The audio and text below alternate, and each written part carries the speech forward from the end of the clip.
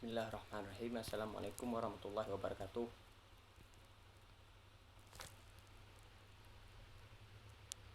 Sebelumnya yang saya hormati Ibu dosen pengampu mata kuliah filsafat umum. Pada kesempatan kali ini izinkan saya mengulas sedikit tentang filsafat klasik dan bagaimana pemikiran para filsuf kuno itu tetap relevan dan berpengaruh terhadap ilmu pengetahuan modern yang kita pelajari hari ini. Meskipun tema ini mungkin terdengar berat atau kuno, tapi sebenarnya sangat dekat dengan apa yang kita lakukan setiap hari. Apalagi dalam dunia akademik dan penelitian. Maka mari kita bahas bersama dengan cara yang ringan dan mudah dipahami. Pertama-tama, kita perlu mengenal dulu apa itu filsafat klasik. Istilah ini biasanya merujuk pada pemikiran para filsuf dari Yunani kuno, sekitar abad ke-6 sebelum Masehi hingga abad ke-4 sebelum Masehi. 3 tokoh utama yang sering disebut adalah yang pertama Socrates yang dikenal dengan metode bertanya atau dialektika, yang kedua Plato muridnya Socrates yang banyak menulis karya filosofis berbentuk dialog, dan yang ketiga Aristoteles muridnya Plato yang bisa dikatakan sebagai perintis cara berpikir ilmiah.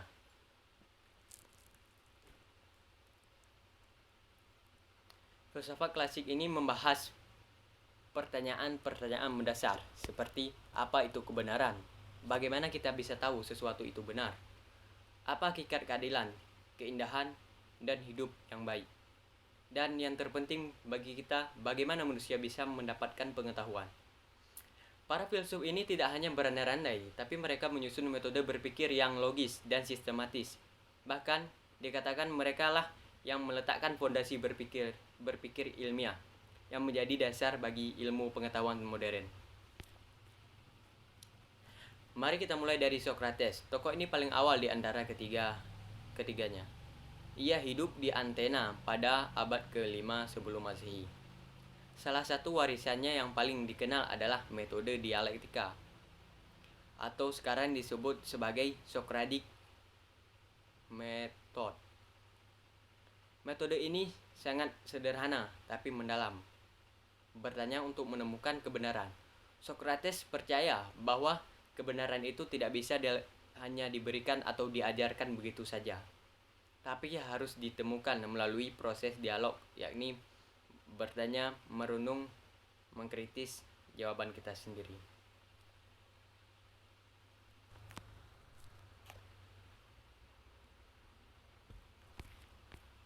Sebagai contoh, jika seseorang mengatakan bahwa keadilan adalah memberikan kepada seseorang apa yang pantas.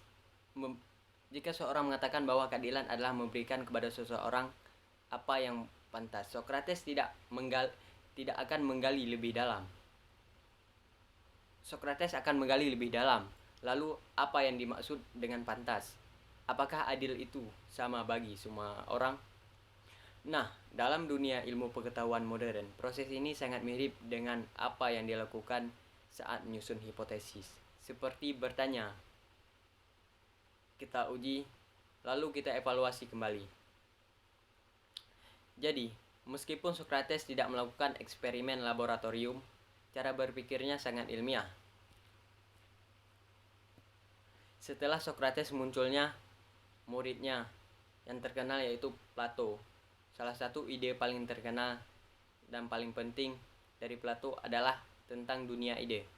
Menurut Plato, di balik dunia yang nyata di balik dunia yang nyata yang kita lihat sehari-hari, ada dunia yang lebih sempurna dan tetap, yaitu dunia ide. Segala hal yang kita lihat hanyalah bayangan dari bentuk ideal yang sebenarnya. Misalnya, semua kursi yang ada di dunia ini adalah salinan dari ide kursi yang sempurna. Apa hubungannya dengan ilmu? Ternyata banyak di dalam fisika dan matematika, kita sering menggunakan metode ideal untuk memahami konsep dasar. Misalnya dalam hukum de Newton, kita asumsikan benda bergerak tanpa gesekan, padahal itu tidak realistis. Tapi model ini berguna untuk memahami gerak. Dengan kata lain, cara Plato melihat bahwa ada sesuatu yang lebih dalam dari kenyataan fisik yang menginspirasi cara kita membuat abstraksi ilmiah. Lalu setelah itu datanglah murid Plato, yaitu Aristoteles, yang bisa dikatakan lebih praktis dalam pendekatannya. Aristoteles tidak setuju dengan konsep dunia ide Plato yang terlalu abstrak baginya. Kebenaran justru bisa kita temukan dari dunia nyata, lewat pengamatan dan pengalaman. Disinilah Aristoteles meletakkan dasar ilmu empiris. Ia orang pertama yang secara sistematis mengklasifikasikan ilmu-ilmu seperti logika, biologi, etika, politik, dan metafisika. Bahkan ia juga merancang cara berpikir logis yang disebut sigolisme. Contohnya, semua manusia akan mati. Socrates adalah manusia, maka Socrates akan mati. Logika seperti ini sekarang jadi dasar dalam pemrograman komputer, penarikan kesimpulan dalam riset ilmiah, bahkan cara kita berpikir dalam kehidupan sehari-hari.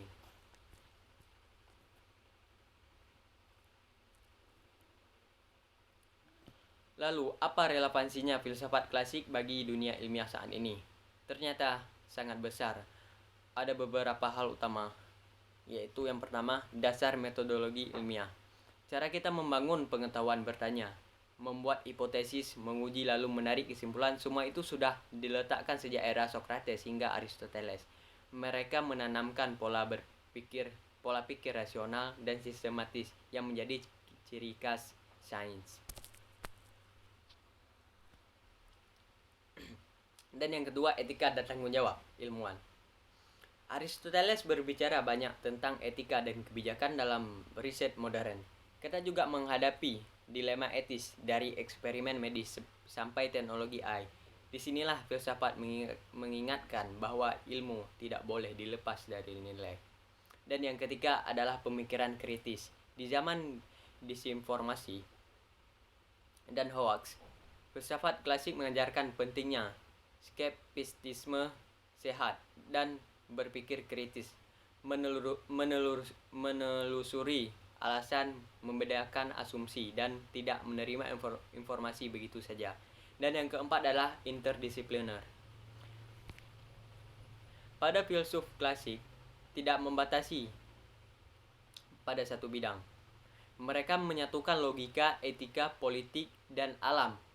Ini sangat cocok dengan dunia ilmu saat ini yang saling beririsan dan kolaboratif.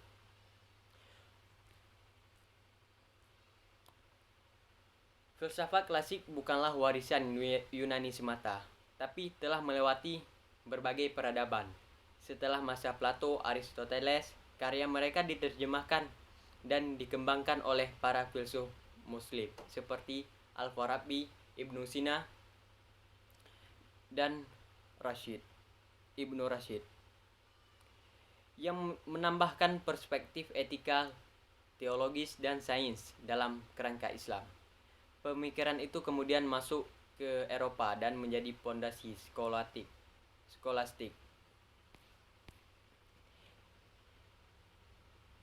Di abad pertengahan serta mendorong lahirnya revolusi ilmiah.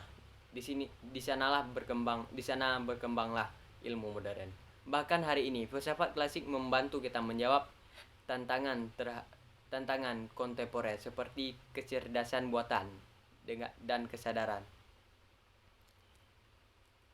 krisis iklim dan etika lingkungan, dan biotika dan teknologi. Apakah semua yang bisa dilakukan harus dilakukan? Dan dengan kata lain, filsafat klasik tidak usang. Ia terus hidup dan dibutuhkan. Sebagai penutup, mari kita renungkan kembali mengapa filsafat klasik masih layak dipelajari. Karena filsafat klasik bukanlah sekedar wacana kuno, melainkan alat untuk berpikir kritis dan berpikir secara jernih. Ia adalah fondasi dari pencarian kebenaran dan pengembangan ilmu pengetahuan. Dalam dunia yang kompleks, cepat, dan penuh tantangan etis, filsafat menjadi kompas moral intelektual kita.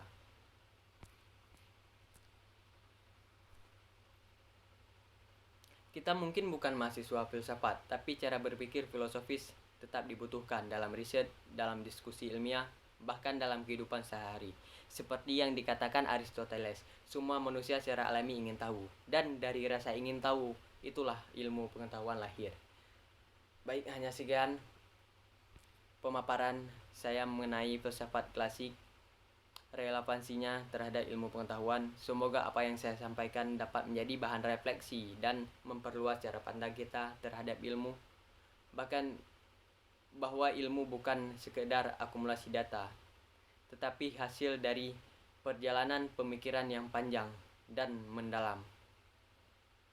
Baik, terima kasih. Hanya ini yang dapat saya sampaikan. Apabila ada kekurangan dan kesalahan saya dalam penyampaian, mohon dimaafkan. Hanya itu yang dapat saya sampaikan. Wabillahi taufiq wa hidayah. Wassalamualaikum warahmatullahi wabarakatuh.